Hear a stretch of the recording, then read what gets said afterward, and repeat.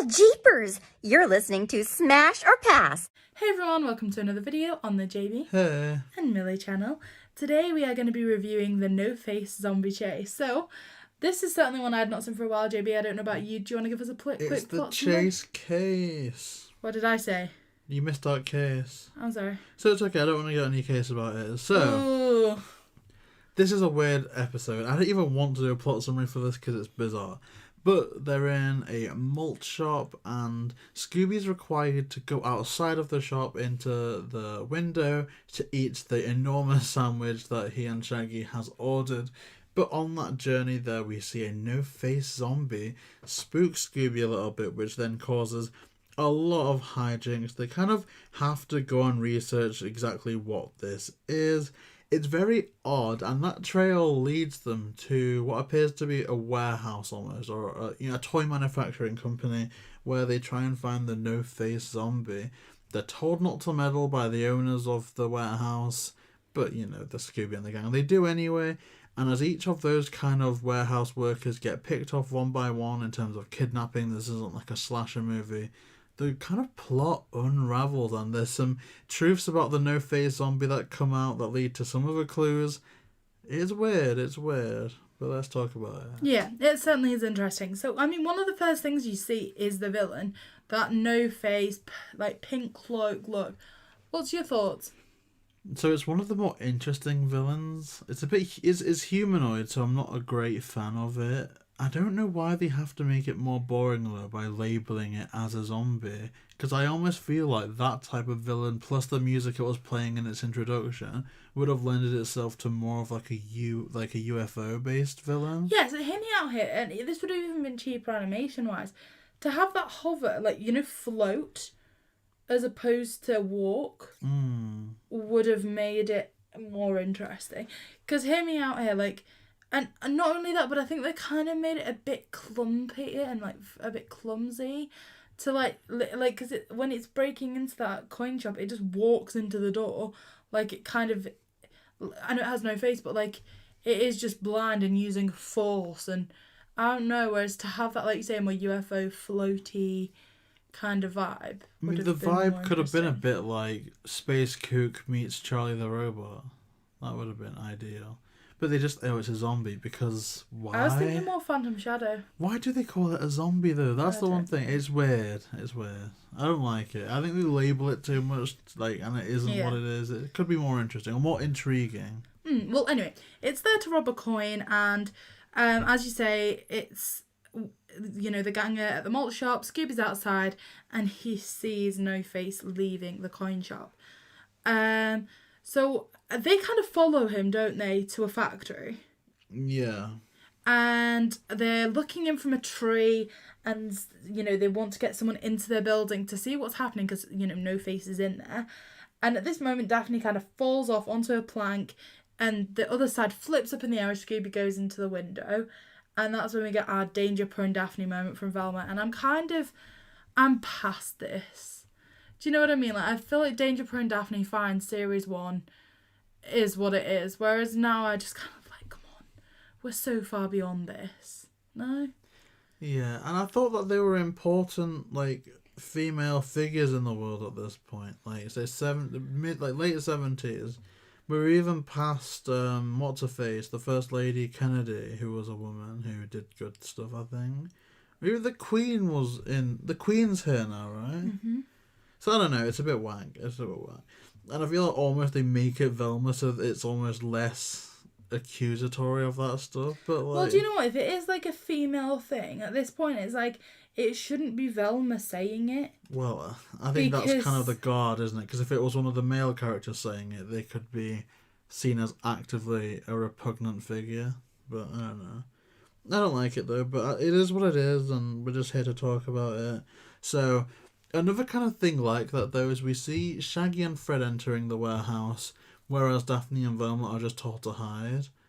And they do hide in a pretty good place, but it's ridiculous to the point where it's rigged onto a forklift? Yeah. So obviously that forklift gets taken by... I've called them the baddies all throughout, just because I assume that they were baddies. The sinister factory owners. The factory people. Well, Daphne's a baddie, but we can talk about that later. Right, anyway, the gang were all kind of kidnapped almost by these factory people. They're all a bit like, okay, this is our place, you stay there. We're going to go and investigate. At which point you see that the zombie has come back. Yeah, the nerdy baddie gets caught by No-Face. But Shaggy's loving it. Shaggy is happy that he doesn't have to roam about and explore. So Shaggy's living his best life, essentially. Yeah, I mean, like you say, Shaggy's living his best life. And ultimately, and because it's a toy factory, we see this toy duplicator. Scooby gets duplicated, so there's like 1,000 Scoobies. So that's fun. We can all have one. See, the world of Scooby must be so interesting, like from a technology point of view. Because imagine if we actually had a toy duplicator nowadays. I think we're getting there, to be honest. Like with 3D printing, we could have a toy duplicator in a matter of years. In fact, we probably already got one. It's just not for public use. But that's crazy. I would put Daphne in the toy duplicator, and I think that would be amazing. Because then everyone could get a Daphne. Like a Daphne Funko. What? Funko. Okay, ultimately the gang managed to recover the coin, and it gets stolen again. So they get the coin, the sheriff arrives, and the sheriff's like, you've got the coin, but I don't see any Phantom. The Phantom swings in, gets the coin. Velma literally just turns around to the sheriff and goes, heh. It's you hilarious. Can't do that. Not only that, but you're meant to be the mature one of the group. Like, if it was Scooby, you could get it, but I right? like Sassy Velma, though. Sassy Velma's better than Nasty Velma. Or Skeptical Velma. Yeah, no, I agree. At least it's a bit of character, do you know what I mean? Yeah. Oh, the door running scene happens next, doesn't it? And I think we've only seen a handful of them. I think less than 5. I think this is our 3rd one throughout the whole show. Like, Where Are You? The Scooby Doo movies, and this. I think this is only our 3rd one. But it's great. Then we get No-Face being exposed as a robot. And then I think the coin gets stolen again by King Kong. Yeah, the kind of chimpanzee thing swings in, gets the coin. They then go to try and run off.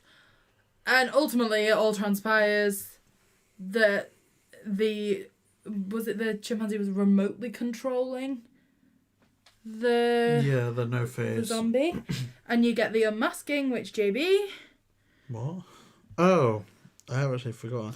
It was Mr. Dilly, who I had no idea who that was at that point. Everyone was like, oh, it's Mr. Dilly. I was like, JayBee, who's Mr. Dilly? Some warehouse guy, I guess. But I don't recall them ever finding the nerdy bad guy, the nerdy warehouse guy. Maybe it was Mr. Dilly and he didn't really need glasses. I have no clue. But there we have... Smash or pass? Oh, stop it. There we have Mr. Dilly. So... honestly, I'm going to pass this one. I just found it to be quite unremarkable. It's maybe the only one of these I'm going to pass. It's just there were too many problems with it. And unlike the last one, it wasn't fun enough for me to ignore it and go, well, at least I'm having a good time. And it was so repetitive. It was, they have the coin. No, we have the coin. No, they have the coin. No, we have the coin. It's like a tug of war that I don't want to watch. So I'm going to pass this one. What about you? No, I completely agree with you. It was a tug of war that I didn't want to be watching. I think, like you say, it's quite repetitive. Not one that I'd want to go back to either. And as well, it just didn't get the right balance. Like, I feel like last episode we were saying there was only one character introduced that wasn't the gang, so you knew it was them. Whereas with this, they introduced the sheriff at the start. They introduced somebody else at the start. They then introduced 3 factory people, and it's kind of like you over messed it. Yeah, well, so yeah, there we have it. Now, this is Friday's episode, right? It is. So any community news, do you know what interview you're putting out tomorrow? No, but here's a question though, because I might do. What do we have enough time to record an interview for it to be a different interview than one that isn't already recorded? Yeah, I mean, we're recording this Saturday the 10th. It won't be going out till Friday the 16th. So as this goes out, we're actually at my work office party. Ooh. So I have no clue who we're announcing. But yeah, it's going to be good like they all are. You know, we interviewed Carolyn Gare last week, so if you haven't watched that already, please go and watch that. I'll leave it linked in the description down below. Not only were they a storyboard artist on Trick or Treat Scooby Doo, and we actually got to see the storyboard in action, but she was also the director of Scooby Doo Haunted High Rise. So that's crazy stuff that we're doing at this point. So do go and check that out. It is not to be missed. And that's kind of it, I guess. You know, just we're getting closer and closer to the Christmas season. And for everyone that does celebrate Christmas, like, I hope that you're having a good time and that all your Christmas presents are kind of wrapped at this point, or that you've kind of made movements, because Christmas is such a great time of year. Like, for us, tomorrow is our last big day of Christmas shopping. And we're going to be, like, going to see my parents to celebrate and exchange gifts and stuff with them as well. It's going to be crazy. And it's been snowing, like, today as of recording, we actually saw snow. And I know that's, like, a nothing thing in America, because I'm sure it snows a lot there. But we don't often get it in, like, certain parts of the UK. And so, it was just magical. But yeah, that's kind of all we have for today. If you do want to hear more reviews, then please like, comment, and subscribe. JayBee Milly.